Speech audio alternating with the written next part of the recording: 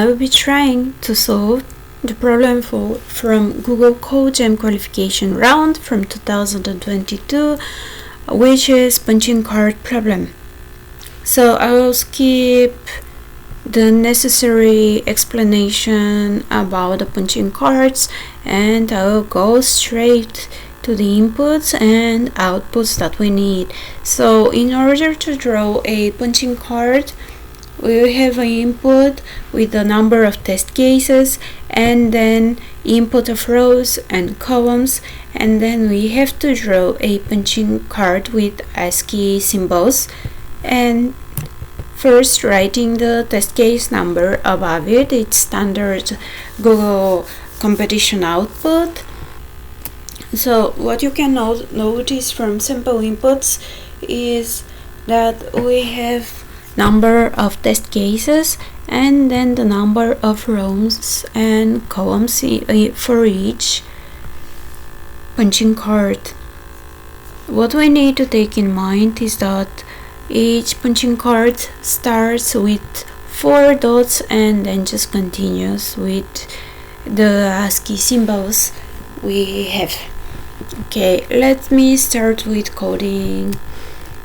First, I will want to take the input of the sample cases. In this case here 3. I want to typecast it to integer, and I'll be using just Python input function. Something you should know is that when input is taken from keyboard and you just save it directly into a variable, it will be a string input, so I'm typecasting it to integer. And then what I want to do is save the data, let's say data list, which will be list type, and then I'll start iterating. So for each test case in range of 0 to number of test cases, we'll get the input of row and column, and then split it by white space. So I'm doing this to ease the saving of the input, and I will just add the rows and columns to my data list in such way. Data list append a tuple of integer of row number of rows and integer of number of columns. Okay, and that's all for the input. With just this simple loop, we got all the sample inputs. Now for step number 2, let's write here step 1, and this is step 2. For each test case in range from 0 to number of test cases, we will print the first line, which is case, and then followed by the number of test case. Okay, here is case, then we put the sharp symbol, and then we put here t+1. What is t+1? t+1 means that while I'm iterating here in range from 0 to the number of test cases, t will take each number from 0 up to test cases -1.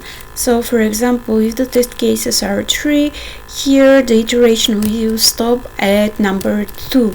So what I'm doing for the first test case, that will be 0, I'll be just adding 1, and when I'm printing it here, it will be case sharp 1, case sharp 2, case sharp 3. And then I'll be iterating just up to 2, but in reality it will be printing up to 3. Okay, and then let's start with the interesting part, drawing a punch card. Here I'll be giving here as input value I'll be giving my data list input with index t. Okay, so now for step 3 we'll define a function called draw punch cards. Okay, draw punch card, and we'll have as an input rows and columns. Because I want my function input to consist of rows and columns, two variables, I would just unpack the tuple right here by adding data list, again the index, and then just unpacking the tuple by getting the first value and the second value of it. Okay, now what I'll be doing, I'll be drawing the first two lines. What you can see here, that dots only go into the first and second line, and then each line is repeated with all the symbols in it. So because we have these dots, we'll do border line. We'll make a new string consisting of two dots, and then it will have couple and then I'm just coupling the plus and minus and printing it columns -1 times, and then just, oh excuse me, here we have this kind of brackets, and then I'm just printing the plus at the end. And then what I would be just copying this line and change the variable name to center line.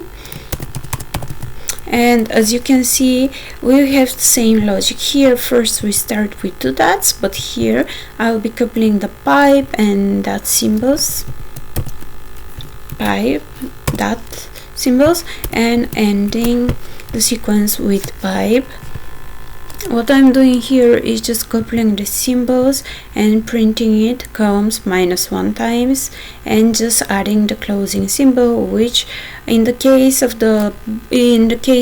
of borderline it will be plus, and in case of center line it will be a pipe. Okay, so let me print it first, border line, then print also a center line, and now as I have already printed the two lines, I just don't need it anymore. So what I will be doing, I'll be just replacing these dots with the symbols I need for each line. In the case of borderline is plus and then dash plus borderline starting from index 2 up to the end. So what I'm doing here, because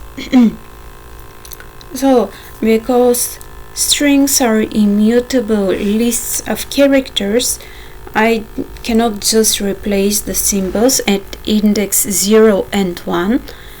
I'll be just making a new border line consisting of plus minus plus concatenate and plus the rest of the string from index 2 up to the end. I'll be concatenating the two strings and then saving it here. The same I will do for the center line also, which will be center line. I have a typo here, center line. Okay, and then also here center line, and then I will replace with pipe and dot.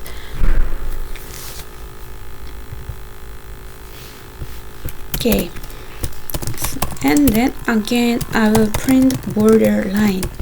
Why I'm printing borderline? In order to print with a loop one more time, just the last, middle and center lines. Now let me print it. For here I actually do not need anything for the iteration, so I'll be doing underscore in range from 0 to rows -1. What row -1 means? So in this example we have 3 rows and we already printed up to here 1 row, and then you can see that center that we are left with printing just 2 sets of center and borderline. In test case number 2 is the same. We have printed the first row, and then for the 2 rows we are only left with printing only 1 row. By printing the borderline here, I am also taking in mind that we might have test case consisting of only 1 row, only a punching card containing only 1 row. It will mean that we have our punching card just from the dots up to here, which means that I have to prepare only the first row and then loop through the others. So I'll be just printing again center line and then print again border line. And that's all for this problem. You can see here that we loop once through the old test cases, which will be,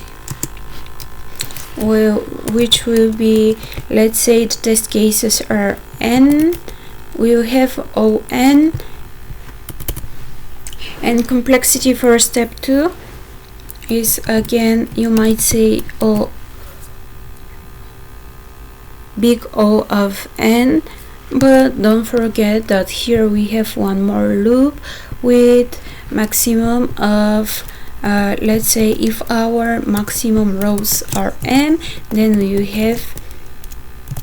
we have big O of n multiplied by m, and for the whole program we have big O of n plus big O of n plus big O of n multiplied by n, but here we just can say that we have big O of n multiplied by m as final solution. Let me test the program. Here I will run the tests.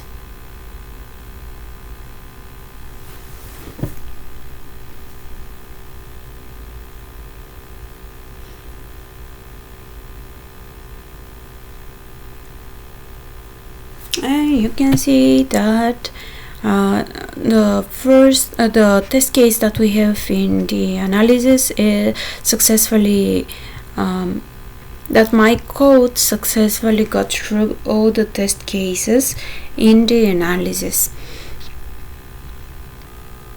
If you want to see me solving more Google coding problems, please write a comment and like the video.